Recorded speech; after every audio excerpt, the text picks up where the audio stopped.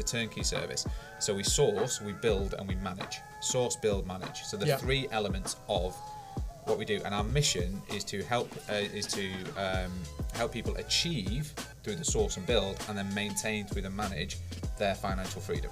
If you want to team up with someone, look at who can complement your skill set. Yeah, someone make up for your weaknesses, and you make up for their weaknesses. 100%. So that's the first skill that you need if you're going to do deal sourcing. Is you need to be able to acquire sites, and you need to be able to do that to a position where your client is going to buy them. For whatever reason, they don't want to tell people what they're doing. They're a bit shy, and I think often it's I'm not going to tell anyone just in case it doesn't work. Yeah. Right. So if you all you need is money, then why are you joint venturing? You should do a loan instead. Exactly.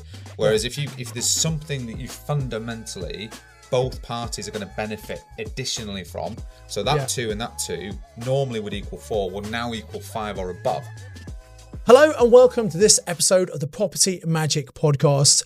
And I'm joined by 2 guests who I've got an amazing story. I know you're going to love this. You're going to pick up loads of golden nuggets. So first of all, welcome to Timothy Witt and to Phil Bygrave. Thanks for having us. Hello, gentlemen. How are you today? All good, thanks. Yeah, excellent. We're in a slightly fancy studio, not what we normally use, but we were doing your podcast, and you said, so we paid for it. You paid for it. We're just using other people's money. That's what it's all about, isn't it? That's a smart idea. Yeah. So we should do this again as well. Good bit of leverage. Good leverage, yeah. But anyway, so you're really successful, and look, there's lots we could talk about. And what I want to do is, I really want to inspire everyone watching this to show just what can be achieved in property, particularly when you work with other people. I think sometimes people think they have to do everything on their own. That's not the case. So we're going to talk about joint ventures, and also we're going to talk about deal sourcing, because you now have an amazing business where you find properties of people, you convert them into high-end HMOs, you even manage them. So it's a kind of complete start to finish sourcing business, which is incredibly successful.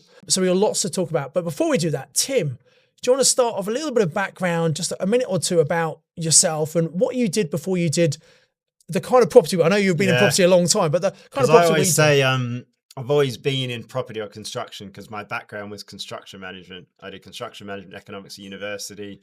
Then I worked for building companies. I was in Adelaide in Australia. So I worked for a building company for about 10 years there. Lots of different types of projects I was managing: new build, nursing homes, school builds, conversions of old grandstands to function centres, and refurbishments of childcare centres, all this sorts of stuff. Then I moved to the UK in 2014. Everyone asks why? Not because of the weather, that's for sure. But gets out of your comfort zone, do a bit of travel around the UK and Europe and stuff like that, and I do enjoy it. And I was working in consultancy project management, so I was overseeing like big development projects where I was engaging the build contractors, the design teams, and managing the overall project. And that development company poached me across to work for them direct. Then I worked for them doing the same. And when you say big projects, just give us an idea of the kind of level of projects you were doing. So the biggest one that I did was the last project I did in employment. End of 2021, and that was, I think it was 108 million pounds. So we're talking very big, major development schemes. If you know Lewisham in South London, right next to the train station there, big Vita student building was the last project I managed from a development perspective. So and then very small conversions as well, up to that level. So lots and lots of different projects, and some small, a lot small, and a lot big, and everything in between, basically. Great. So what was it? Obviously, a lot of construction experience. What was it that wanted you to start doing it for yourself, and why did you join the mastermind program? So my big problem was that I was always doing it for other people, and I wasn't doing a lot of investments for myself, right? Which I wanted to, and I started to, and because I've been so used to working a job and just delivering projects, I didn't have the mindset or the network to like raise finance myself or build a portfolio myself. So I had some real blockers. I started to do a few little buy-to-lets where I was refurbishing them and stuff like that. With a little bit of money I had that I raised through my own property, and then I ran out of that money. I read your book, which said you can use other people's money. And also COVID hit, and I was at home and I wasn't as busy going to the sites that I was working on, so I could reflect a little bit. Did Mastermind Accelerator, I think in April 2020 or thereabouts. While it was all virtual at home, and that really inspired me as well. I'm like, I can see my blockers, being helped if I can get into Mastermind. Fantastic. We'll talk about what you did since then in a moment. Phil, over to you. What about your background? What were you doing before property? So Tim's is very structured. And he did a degree, and then he'd had a career and all that kind of stuff. So I didn't really get any career advice. So I did a sports degree, which meant I had Which a meant set, you were unemployable, probably. unemployable, and got a sales job. Right. So pretty much the entire sales industry is led by people who've done sports science. So I did sports science. It was. So my background, background is a very, growing up, very, very religious background, actually. So my mum and dad were very, very, very religious people, but me, nature versus nurture, never really understood it. Not really anymore. And then after university, I went into the leisure industry, and I realized very quickly there's very little money in this. Yeah. And actually, I was running one of the largest gyms in the Northwest, which is a 15,000 member gym. It's a big old, it's got running track inside, one of those types of things. And everybody above me was sales background. There's somebody from Walker's Crisps or somebody from something else, because it didn't become about the actual customer journey at that point. It becomes about how you're going to make money. And I didn't know about that stuff. So I thought, you know what, if they've all been through salespeople, I'll do that. So I joined actually the recruitment industry, and I started on the tools. We started recruiting structural engineers on contract in Yorkshire. That's niche. So I learned very about niche niche, business. absolutely, yeah. But I just, I'd like to think I dominated that area for a few years and learned a lot. And then as I got really good at it, I started going from day-to-day sales to true business development, which is, really nurturing sales leads, really nurturing relationships. And over a period of time, I'd moved into the oil and gas industry. And then I was very fortunate to be, after 8 years of being the sales guy, to become the corporate sales guy and started running at board level and being the guy who actually did the big ticket items. So £30 million deals, that kind of stuff. So, and every rung of the ladder I climbed, I thought maybe this next one is the one, and this is the one that's going to really set me free. I just got shit. It got harder and harder. So you were getting very well paid, but still trapped in a job. You had those golden handcuffs kind of thing. Yeah, but it's gross and net, right? So the gross is up here and the net's down here, and the more you earn, the less you take home. And I was an employee, even though I started getting some shares through and stuff like that. So. It got to a point where managing director of an organization, I tried to scale it back a little bit. So I joined a business to do an MBO. It was a more local business. So I'd been traveling all over the world. My wife has a disability. So there was an incident when I was in Africa and she was on the stairs and at home, and she'd fallen, her hip had come out, and she dislocates, I call her my raggy doll, right? So she just dislocates all the time. And the ambulance took 3-4 hours, just to get to her. That's crazy. It's a really difficult phone call. So I just thought I've got to change, right? Changes there. So I'd taken this colloquial, local agency job. It's the worst decision. So I was joined to an MBO and very quickly realized they were in a lot of debt and a lot of trouble. All the core accounts are detracting, and I've made a terrible decision. And I'd obviously been a big action taker. I'd read your book in 2015. So in 2019, 4 years to do something. Yeah, but it's about the timing is everything, right? So timing is everything. So and then I decided that I was going to do MMA. Still took me 6 months to book onto that. And then I think COVID hit at the same time, right? So we were in the same thing. So I did MMA, and then I was going to do mastermind, and COVID got in the way, and we started the program. So, but I knew that property was the thing because I could see it, I could touch it, I could feel it, I could see the journey. I'm a creator. By personality. So actually, the way Tim had very specific skills bring to it. Obviously, you're salespeople. That's great because it's a people business, isn't it? Honestly, if you've got lots of things you can bring to the table. If I could say anybody how to survive in life, it's learn how to sell, learn how to become a real good salesperson. When I finished university, I didn't have a job, and I had to get just some sales jobs just to earn some income and show I was employable. I was trying to get good graduate jobs. Yeah. So I've done a number of sales, and I think it's a great training. Oh yeah. I've sold a few things in my time, even before property training and properties. You can also team up with people who are good at sales, and then you can also learn from them and actually become decent. Absolutely, he's really good now. Absolutely, he's really good. He's probably because of his background as well. Sometimes I have to because I'm obviously at senior level. Sometimes you recognize things, you think actually I'll just get out of the way of that. Yeah, and quite often the conversations turn more toward the the risk element of the projects. On the And technical side, maybe. Yeah. And so I just get out of the way at that point. I just say, oh, it's Tim's bag. But, But that's a good salesperson to do that. Most people would keep talking. You need to shut up at some time, let someone else take over, don't you? So, on that note, let's move on. Yeah, sure, Phil. Yeah, absolutely. No, it is. So you both came on Mastermind with different skills. Obviously, you connected and met. And I think your goals kind of changed. We were talking about this earlier. But what you did pretty quickly, you worked out you could help each other and you could find great deals. And so let's talk about the deal. It's not just a deal sourcing, it's a whole property investing service that you now offer, from finding projects to doing the work to actually then managing it. And for some people who've got maybe time but not money or inclination to do it themselves, that's a great service, right? So tell me a little about the business you've now created. 5 years on, and you've got your own financial independent for your own properties. You've got a very successful business. Talk to me about the business. Yeah, so I could talk to you about the idea of the business, and you could talk about some of the achievements, if that's all right. Yeah. So obviously, I come from a background which is, so if you think about what a recruitment consultant does, it has a product and a service which needs a client and a candidate. Yeah. So both things have brains. Yes. Right, which is a problem. People are problematic, right?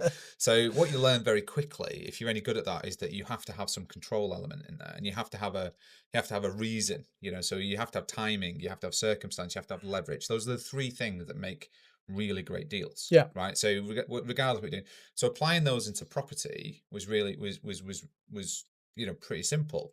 So, and the problem is, like, when I started in recruitment, I used to really love what I did. And after 20 years, it started getting a bad name, and there was because it's a low barrier to entry thing, and they would have but there were still good people doing it. There still is.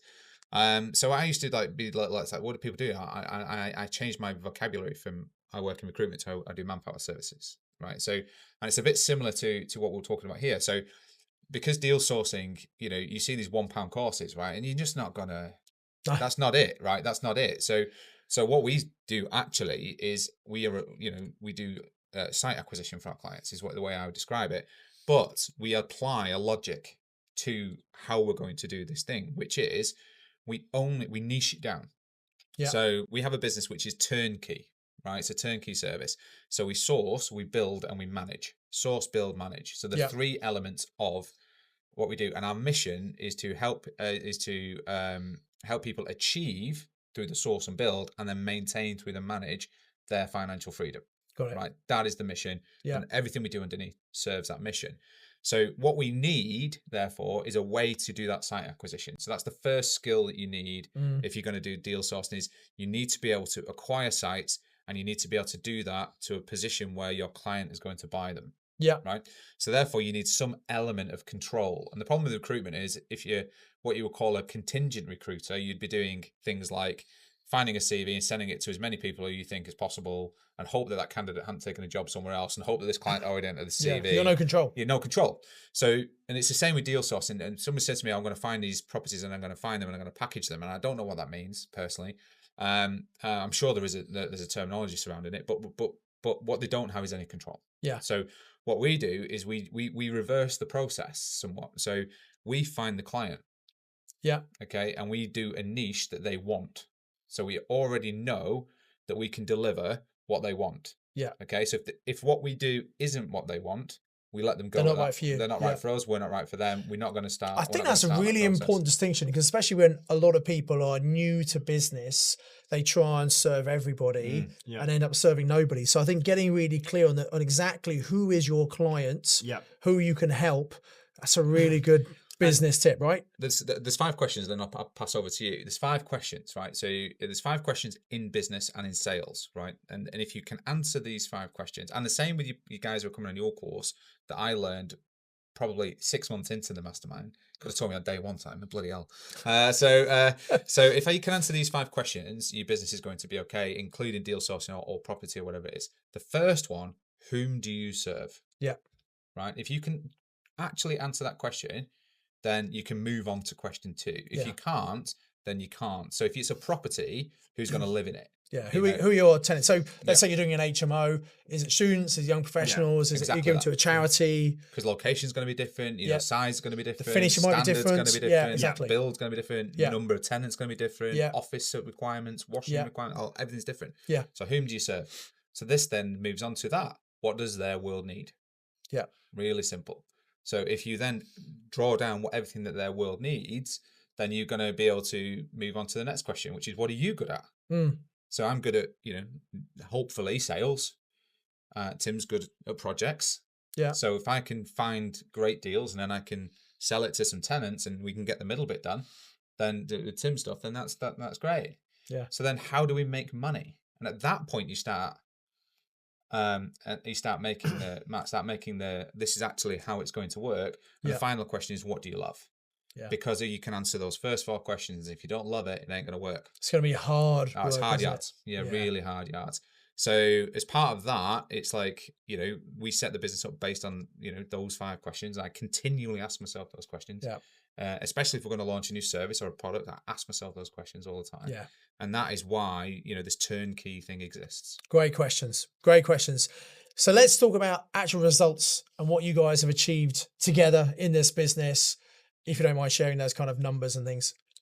Yeah, so I'll go back slightly to where we were before. So with the property investors, and obviously this teaching a lot of them, there are some genuine challenges that people face. Yes. So if I even relate back to some of the challenges that I had personally, when I was investing pre-mastermind and then even when I was on mastermind, all these sort of things, generally when you're working a day job, it is achievable to find deals, but it's harder to do viewings for one. Yes, harder correct. to book them in, do the viewings, and actually get out there and source the properties. It's harder. It's doable, but it's harder. So that's big challenge number 1. And then obviously big challenge number 2 is once you got the deal, if you're trying to add some value, generally you're doing some sort of conversion or refurbishment. Change of use, something Change like of that. use, to add decent amount of value. If you want to get good returns and recycle your money as much as possible and get the high cash flow, you need to be able to manage it, or someone needs to manage it for you. Yes. And one of my big issues was I was a project manager, and I managed lots of projects of my own while working and doing other big developments. Yeah. That was very, very hard. I thought you were going to I was almost at like big burnout and stuff like that. I could have had really bad health problems. And then I reflected, I'm like, geez, I've been doing this for years and I'm a project manager by trade. And I found this really, really hard. So, that's a big challenge for other people that want to do these sort of projects as well. And then you add on to that, locality and all those sort of things. There's lots of challenges that investors have that, the sort of model that Phil's talking about can be solved. Yeah. And then it's just putting it into a model, creating that business model that works, to serve the clients and those people you talked about, and then, basing everything around that model. So it's a good oiled system and machine, if that makes sense. Right. So as far as moving forward to what we've then achieved. So I think we worked out since about 2018, we've done about 70, buy, develop, rent, refinance type projects. So some independently and some together. So I think for clients at the moment, we're probably in the 40s-ish for projects that we've finished. Yeah, either not all of them are completely finished on site. They're either in some sort of process. Quite a lot of them we've sourced. We've managed the full build process. It's now tenanted. We're managing the lettings. We've got close to 300 rooms or properties in the lettings business, management business at the moment. Organic referrals is probably about 20 of that. So the rest of it we've built. We've built ourselves. It's really smart what you've done, because I think a lot of deal sourcers will go and find and it might be a really good deal. I said a lot of deal sourcers don't know what they're doing, but let's say they're a good one. They find a good deal and they pass them, and the person selling says, well, that's great, but how do I manage it? How do I do the refurb? Yeah. But you've solved those problems for the end investor, right? And you made it, obviously you charge fees for that, you make money, which why shouldn't you? But you've taken away the hassle. And I think a lot of deal sourcers struggle with that because they don't have that complete service. Yeah, and there's still lots of question marks for the end buyer, which means they're not so keen on doing the deal. Yeah, and because it's the end-to-end, it's the package. So like everything's there and going. And some clients actually get shocked. They're like, I'm a bit confused. I haven't had to really do that much. Yeah. That's the whole point, right? And I was like, that's the point. We Yeah. we handle as much as we can, and obviously we appraise everything, so all the numbers stack up. The deal's great, so we've got to deliver on the deal we've agreed anyway. So Yeah. like you said, there are fees. Obviously, we make money, but ultimately it's to help that client achieve that return and get that sort of cash flow at the end of the day. So right now, how many deals are you kind of acquiring, or how many sites are you acquiring each month, would you say, on average? Well, our target is for third parties is on our most popular. So we have two levels of product really. We have our most popular product, which is nobody wants to risk the planning elements. We've got the PD areas within the Greater Manchester. So we're looking at some arterial veins into Manchester. Conversions to 5 or 6 H. Yeah, so 5 or 6 beds, 5 or 6. So unpermitted development, no planning required. Just correct. Yeah. So good locations, but just outside of Article 4 and things like that. Those sort of things, so we do 2 a month. Right, 2 a month. Those, and then we have our projects, and then we have it's supposed to be once a quarter, isn't it? Once a quarter, somebody who does a bigger. I want planning, and I want this, and I want that, and then we 7 to 12 beds, say HMO conversion. And then we have we have other projects that are more asset projects. So we're converting cotton mill to flats. We've got just something that we just found that was a great deal that we just bought and are developing. And stuff so a question people might often ask a deal sourcer is, which ones do you keep and which ones do you pass on? It's a great question. I guess it depends on your strategy at the time, right? So, we probably my target this year is to increase my number of HMO rooms by 10. Right. For me personally. Yeah. Now that changes the way that people think, because I know how much I make per HMO room. Yeah. Right. Now that isn't a number of HMOs. Yes, right? It's a number of rooms. Because the revenue target for this year to increase is X. Yeah. So I will do that on a joint venture basis because I've got the HMOs I want now that pay me. So that's so none of it is my funds, and it will benefit other people. But which ones do you keep? Well, how many HMOs? So let's say we've done 70 projects and 40 HMOs, how many HMOs do you want? Yeah. As well as an individual, right? I wouldn't recommend anybody has 40 HMOs as an individual. No. You're just going to be absolutely, even as passively managed as we make it, you're going to be, But you shouldn't need that many, right? No. If they're good HMOs. Yeah, so if you think last year as an example, we did say 20-ish for clients, and then maybe we did 4 for our portfolios. So as a percentage, it's And so you've obviously got a joint venture in your business. Out of interest, do you joint venture the properties, or do you have individual portfolios? Both. All of the above. Yeah. Okay. Yeah. All of the above. We have joint ventures. We have two joint venture holding companies, and then we have which holds property. Then we have the business, which is a joint venture. Yeah. And then we have our independent property businesses. Yeah. Great. So I'd like you both to give some hints and tips to people watching this. That's what we're trying to inspire people, we're trying to give them practical things they can do. And I'd like the hints and tips around either joint ventures or deal sourcing, because I think they're two areas that people make a lot of mistakes, and hopefully you can share some of your wisdom on those. So let's do one. Tim, do you want to do a point first? Yeah, should I start joint ventures? If you want, whatever you want. So I think the joint ventures are great because I think obviously you started the property network. It can be a lonely place and all those sort of things. Yeah. So the big positives of joint ventures, we talk about all the time, but is if 2 + 2 can equal 5, it's worth doing. Yeah. Yes. So it's got to be beneficial in lots of different ways. If you're not going to get a deal at all and you're going to get half of something, obviously that's better than getting nothing, isn't it? So absolutely, there's those sort of things to look at. And also it's just great working with people that, are like-minded, and you can collaborate together and move yourselves forward. In saying that, there's some key things you got to look at, because you don't want to team up with someone that's just like you. No, absolutely. You might just be agreeing on everything and just not really getting anywhere. You've got to really complement each other, haven't you? Yeah. So we obviously in Mastermind, we did the wealth dynamics profile, and we had the detailed assessment.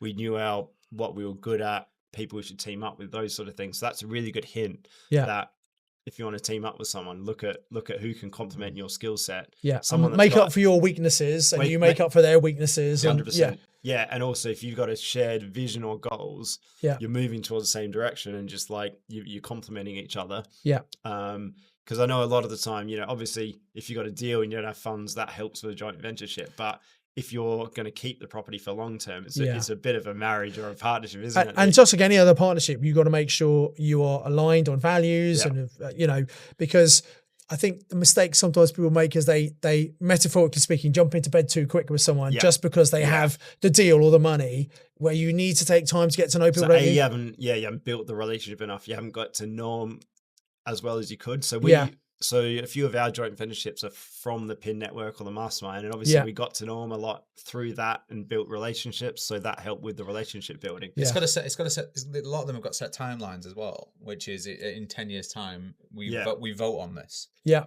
So what happens at that point? Because you don't know what's going to happen in 10 years. You can have some basic criteria and an idea of what you plan to do, and maybe some contingencies, and it should always be written down, right? Yeah. You've got to have it in And then, writing, documented. I think you even said it when you were training us, is like, talk about the divorce before Yes. it happens, and it's just like, what are the things that could go wrong? Talk through that. What are the what might scenarios? happen? Absolutely, we teach that. And Yeah. you can look at general shareholder agreements and shareholder protection. If someone wants to pass that's away, really important. you can have insurance that pays out the share that you can get instead of working with that person's partner or whatever. Wife. And hopefully some of these things never happen, but you don't know what's going to happen. Yeah, so you've got to it's plan just for a it. plan for it. And just on that 2 + 2 = 5, just to explain that in a bit more context for people, is like, if you can do something on your own and you add what you need, and that is another 2 and it equals 4, you shouldn't need a joint venture. Yeah. Right. So if you all you need is money, then why are you joint venturing? You should do a loan instead. Exactly. Whereas if there's something that you fundamentally both parties are going to benefit additionally from, so that 2 and that 2 normally would equal 4, will now equal 5 or above. That's when you should be talking about a joint venture partnership. Yeah. I think too many property investors, especially when they're starting out, they find really good deals and they think the money is more valuable, and they think they have to give away half of that. Whereas, yes, the money's important, but if you didn't have the deal, you wouldn't have a deal. So I think people, and if you've got no track record, maybe, you have to give a bit more away at first. But once you get a bit of track record, I think it's more advanced to go on to doing loans rather than joint ventures, because people are giving away too much sometimes, unless you're getting as you said, the extra thing that you wouldn't have by just doing a loan. Yeah. So, and here's a good example of that. So if you are giving, a lot of people are giving away 50% of everything, and what they're getting in return is like the deposit money. Yeah, which is only 25%. Which is 25%.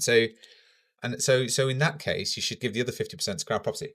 Yeah, exactly. Because they're giving the other 75% of the money. Yeah. Right. So the deal and your time and your is not valuable. That's why Crowd Property is so good. Once you pay the interest, you get to keep the whole property, right?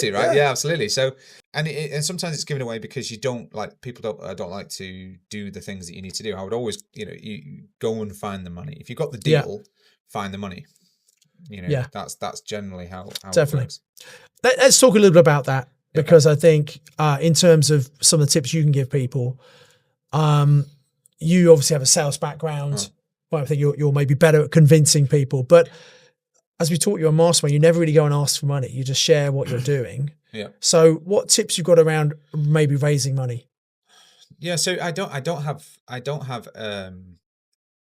think I have any skills that are over and above anyone else's. It's more to do with an understanding of what people want, right? It's more listening. It's ironic me saying this, but it's more listening. We're both laughing about that too, Mark. Then 2 ears, 1 mouth. Someone said I had 2 mouths, 1 ear the other day. That is rude. Is that just because you're from Manchester as well? Yeah, that's chatty. But it's because I talked about the 5 questions to answer before. It's the same in any scenario. So when it's our tenant type, we answer those 5 questions. Yeah. When it's my joint venture, I answer those 5 questions. When I'm trying to raise funds, it's those 5 questions. Yeah. It's all comes down to just fundamentally, is my strategy right? And then it's about follow up and strategy.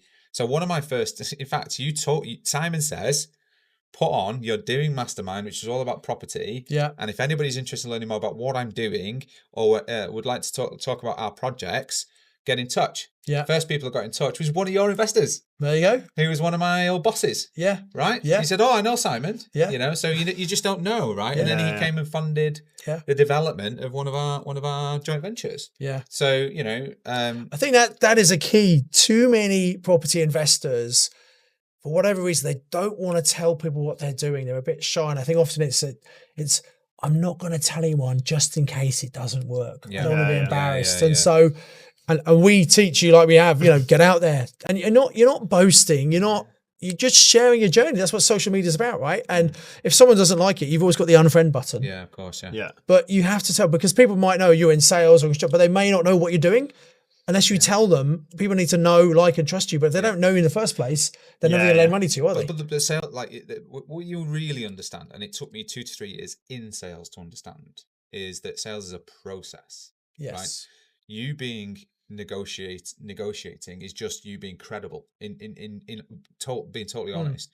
So there's only 3 things you need: it's timing, circumstance, and leverage. Right? If you can match those 3 things, then you're going to be able to do a deal in whatever you're trying to achieve. Yeah. Right. And that it's no more complex than that.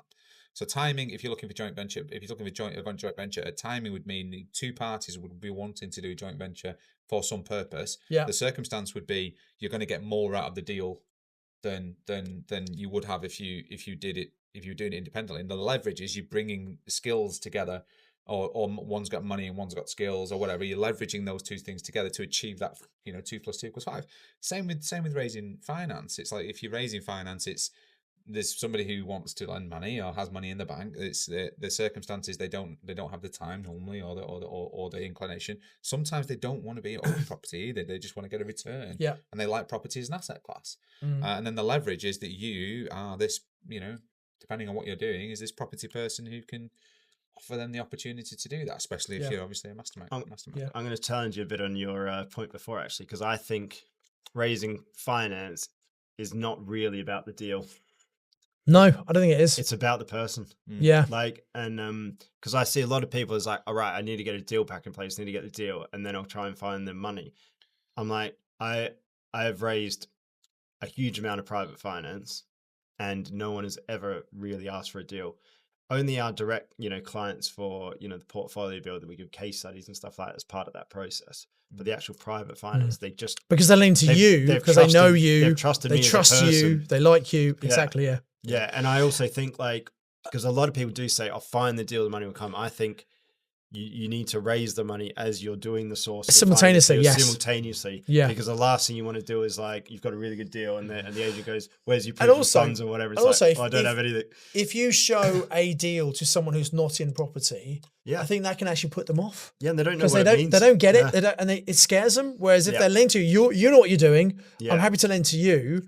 Well, if you're asking me about, I don't know, I'm not sure. Maybe if you're asking my opinion on this deal, maybe you don't know what you're doing. Yeah. There's a big learning on that as well, because if you're not educated in property and you don't understand the process, let's say you're borrowing money and that's going to fund a deposit, but you're going to use a senior lender, they're going to want to know where the money comes from. Yeah, definitely. Yeah.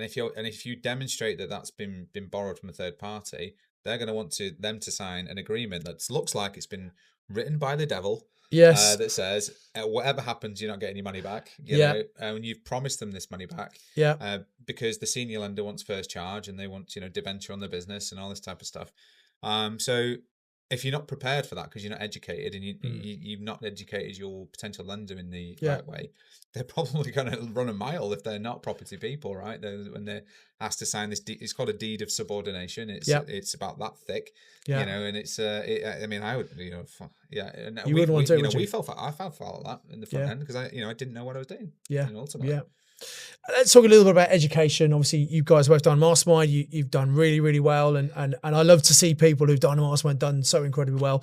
Obviously, the results vary on any training program, but would you have achieved what you've achieved if you hadn't invested in yourself and done mastermind? No, I don't. Not in the property space. No, definitely not. And I've had lots of failures as well as wins. It's not all about winning. I've had big failures. Yeah. But it's about having more wins than losses, and generally speaking, being generally up. And when you're down. when you're educated, you're going to generally get more wins than losses, because anything can go wrong in property, right? And it does. You trust the wrong people, or you have the wrong product, or your capital goes down, or the value doesn't agree with you, or all this kind of thing. We've been through all those pain points, and the way that our business is system now is that it manages all of the nuanced points. Yeah. So there's lots and lots and lots and lots and lots of nuances within the property space, whatever you're doing, which indicate whether or not that ultimate goal is going to be successful. And if you know it, great. If you don't know it, maybe go and talk to somebody that might know it. A good idea. Yeah, it's a good idea. Anything to add to that, Tim? Yeah, I mean, obviously, it's very hard to predict exactly what the difference would have been, but I can tell you before Mastermind the results weren't that great, and then after they were really good. So that just speaks for itself. But I think like it just opens up your mind to what you can achieve, because there's a lot of inspiration, and then also it's like Phil said, like it's not like it's just been smooth sailing. There's so many challenges. Yeah. Obviously, fraudulent people and like challenges on build projects and all those sort of things. But I think you sort of learn, that like that's just part of the learning process. You just get on and deal with it. Yeah. And you get on and, and then you're going to be much further ahead, and you don't just. I think also having a community where you can see people being successful and be inspired by it, but also you can see other people having challenges as well. So when you have a challenge, sometimes people take it very personally. They think, oh, I can't do this. But if you see other people also have challenges, that helps kind of even things out a bit, doesn't it? And say, okay, things do go wrong, but if I keep going and I get help, I will get the results. Yeah, and it's also, there is a solution for every problem. Yeah, there is a development solution. projects usually it costs you money, but as long as you got a contingency and things like that, you should be able to deal with it. But the thing that I always think as well is we're now in the, obviously we went away from PIN because after Mastermind there wasn't anything when we that's right. Yeah, we did a bit with Product Entrepreneur, but now we're back because you've done the next level, so we're back with PIN, and now we're in the room again, and we're masterminding, which is a great phrase, because we've got people around the table, we're masterminding. The problems that you had when you were first starting out are no longer the problems you have. They're bigger.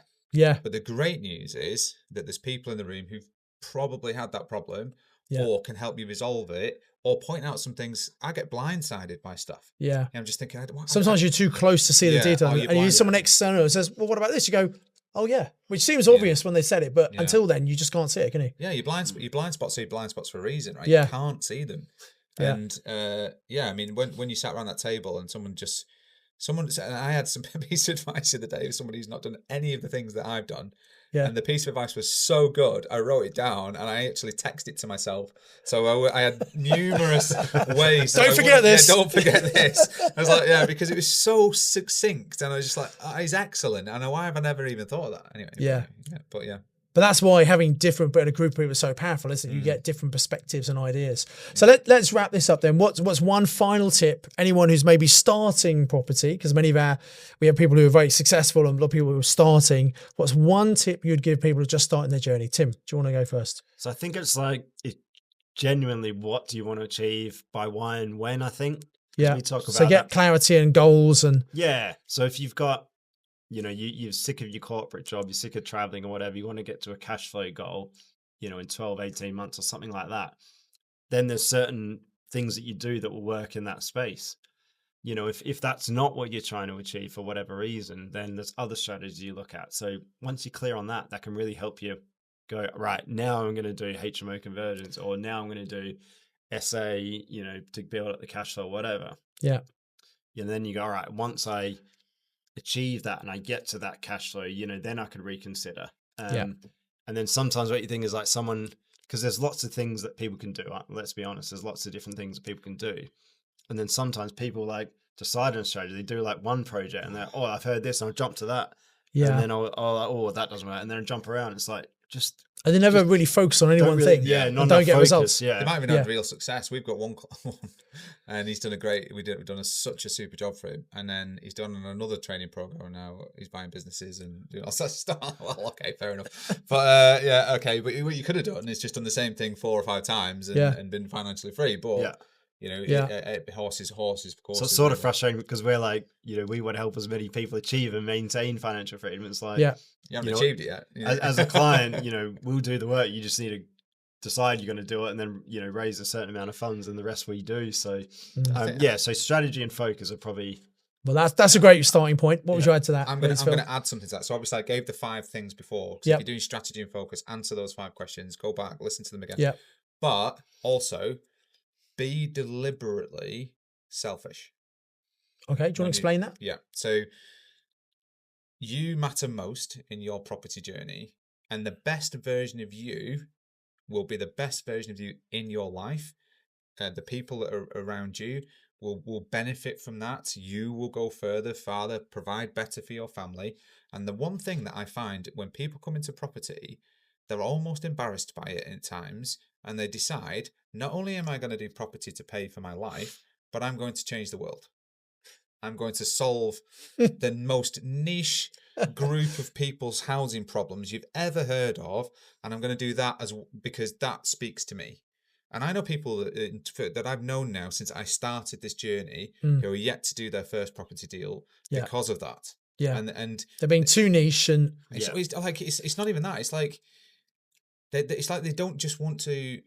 Maybe they don't want to admit to themselves that the reason they're doing property is to make money for themselves. Yeah, and it's a weird thing. Let's talk about that for a minute, because I think sometimes the press portray property investors as money grabbing and exploiting, which doesn't. And I think people struggle with that. Yeah. But there's a great saying by one of my early mentors, not with us anymore, Bob Proctor, and he says, if you want to help the poor, make sure you're not one of them. Yeah. And by 100%. having that approach about if you can look after yourself financially first, you're in a much better position to help other people, whether time, money, resources. Here's our example, right? So that what I say to people is, you get on a plane, right? Whose oxygen mask do you put on first? The yellow oxygen mask always fit yours first. There's a problem, right? So when you've got your oxygen mask on first, what can you then do? Help other people. Exactly. So we set out, we wanted to put our oxygen masks on. I needed this income, and then we set up this business and that kind of stuff. We now have got more, other things that we can do. So we now fully sponsor a school who educate children in Cambodia. We pay for the entire thing. Yeah. Could we have done that if we hadn't had the property income? Absolutely not. Because where does that money come from? Yeah. You can't help somebody if you can't help yourself first. Absolutely. 100%. So, and we're really proud of that. One of the most things that, Tim's wife's just become a trustee of the charity. We've just improved the facilities. We did an event in April. We've actually just got some of our suppliers actually, and some of our friends in property have now doubled the income for the school. The staff are being paid for the first time. The staff are all volunteers. It's a really poor area. They've had £10,000 of upgrades that are happening at the school. Yeah, so we've improved the facilities, and now on a monthly basis, these people are being paid. The children are being fed, and that to me, that's amazing. Is amazing. Yeah, right. Yeah. But we don't, and when we don't talk about that in terms of any of our branding. We don't push it on because it's something that we do. I think sometimes people do things like that just because they think it makes them look good, but actually it's sometimes good if you're not really talking about it. You're just getting on and doing it, right? Yeah, but I understand that part. Yeah, I get why the philanthropic part and the heart of people, and that means generally speaking, you're a good person. Yes, at heart, and if you are, then and you're coming into property. And you wanted to help all of these types of, disadvantaged groups, or these people who are fleeing, or these people who maybe have been marginalised or physically hurt, or any of those types of things. So, please do that. Yeah. But you need to sort yourself out first. Absolutely. Because you're going to be the better version of you to help them. Yeah. The simple example is, I got a young family, young kids. My wife wanted to spend a lot of time with them, especially in the first 3 or 4 years of their life, because that's the big developmental time. And, by having income through property and the business we've got, that helped her to be able to do that. Yeah. So it's a similar example is like by doing that first, then she doesn't have to work.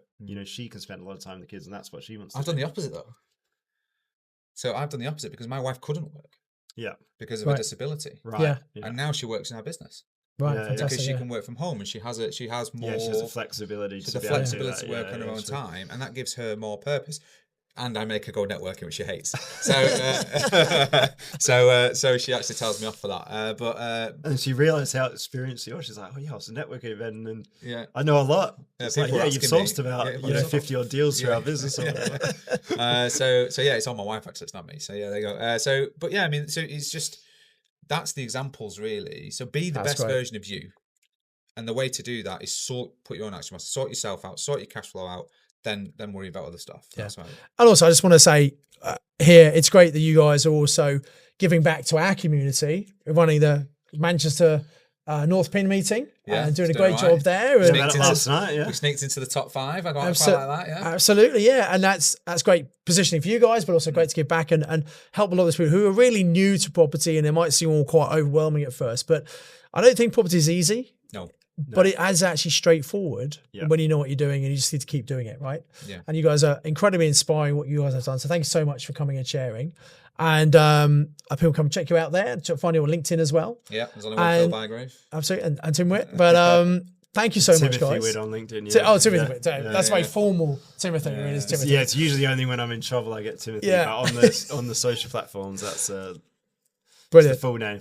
So guys, thanks for coming and thanks for sharing. And well, I've come to you actually, but thanks for hosting this episode of the Property Magic Podcast. Guys, if you've liked this, please do like the video, subscribe to the channel, hit the bell icon so you get notified anytime a new video comes out. If you're listening to audio, thanks. And by the way, if you love this, why not come and leave me a 5-star review to say specifically what you're getting out of this. And we have great guests like this. We have lots of content as well. And we come every Tuesday morning for you to give you a little bit of property inspiration. A slightly longer episode than normal today, but I think it's well worth it. Lots of great nuggets here. And I'm sure people are going to want to listen back to this again. So thanks for coming, guys. Thanks for having us. Really appreciate Thanks it. very And much for see you having us. soon. And guys, invest with knowledge, invest with skill.